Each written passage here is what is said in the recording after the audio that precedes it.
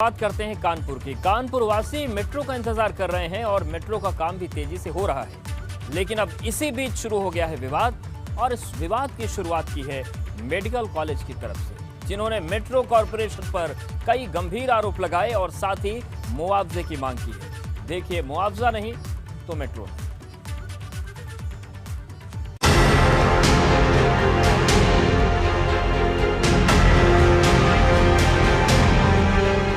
जिस जमीन को आप देख रहे हैं, दरअसल इसी जमीन पर विकास की इमारत को खड़ा होना है। इसी जमीन पर लिखी जानी है रफ्तार की कहानी। लेकिन उस कहानी का पहला अध्याय पूरा होता कि विवाद शुरू हो गया।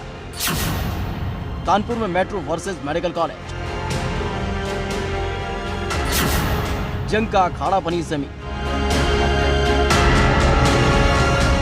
दरअसल कानपुर में भी जल्दी मेट्रो दौड़ाने की तैयारी हो रही है, जिससे लोगों को ट्रैफिक जैम से निजात मिल सके। लेकिन काम शुरू होता उससे पहले ही मेट्रो कॉरपोरेशन पर मेडिकल कॉलेज प्रबंधन ने गंभीर आरोप लगा दिए हैं। कानपुर महानगर में मेट्रो का कार्य प्रगति पर चल रहा है और जल्द ही कानपुर में मेट्रो दौड़ने लगेगी। लेकिन मेट्रो से दौड़ने से पहले ही कानपुर मेडिकल कॉलेज ने मेट्रो में तमाम खामियों को सामने ला दिया है।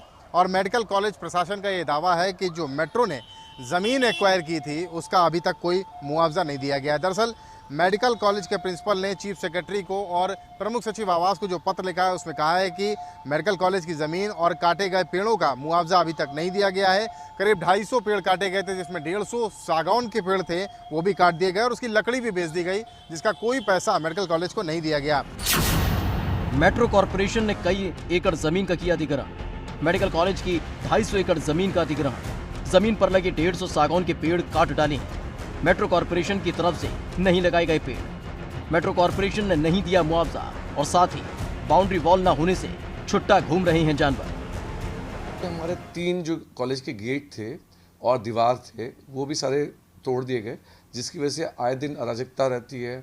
जानवर मेडिकल कॉलेज में घुस आते हैं, कोई सुरक्षा व्यवस्था है वो बहुत प्रभावित हुई है। हमारे कॉलेज कैंपस के अंदर बाहरी लोगों का आना जाना और हॉस्पिटल के अंदर जो सुरक्षा व्यवस्था है वो बहुत बुरी तरह से प्रभावित हुई, क्योंकि हमारी एमरजेंसियाँ पूरी चारों तरह से ओपन है, ओपीडी चारों तरह से ओपन है, तो कहीं ना कहीं ट्रैफिक भी दिक्कत करता है। मेडिकल कॉलेज प्रबंधन ने मेट्रो कॉरपोरेशन पर कई और गंभीर आरोप लगाए और साथ ही मुआवजे की मांग तक की। मेडिकल कॉलेज ने शासन के सामने रखी मांगे। अस्पताल और आवासीय परिसर के बीच बने अंडरपास, 8 फीट ऊंची बाउंड्री वॉल और 3 भव्य गेट बनाए जाए। मेडिकल कॉलेज के पार्कों का सुंदरीकरण कराया जाए। मैंने एक सूची बना करके भेजी है, जैसे हमारे दीवार और गेट इत्यादि, और दूसरी बात है एक सबवे, ताकि डॉक्टरों के लिए मेडिकल कॉलेज से अस्पताल में जाने के लिए एक सेपरेट सबवे बन जाए। जो एमपी हैं हमारे सत्यदेव पचौरी जी, उनके तरह भी डीएम महोदय को लिखा गया है कि एक जो अंडरपास बनाने के लिए मेट्रो का एक नियम है कि मेट्रो जिस भी जगह से पास होती है उसके अगल बगल के एरिया का विकास भी वो करते हैं। जिस मेट्रो को विकास की रफ्तार बताया जा रहा था, उसी मेट्रो की कानपुर में बनने की शुरुआत विवाद के साथ हुई है, जिसमें मेडिकल कॉलेज प्रबंधन ने मेट्रो कॉरपोरेशन के खिलाफ मोर्चा खोल दिया।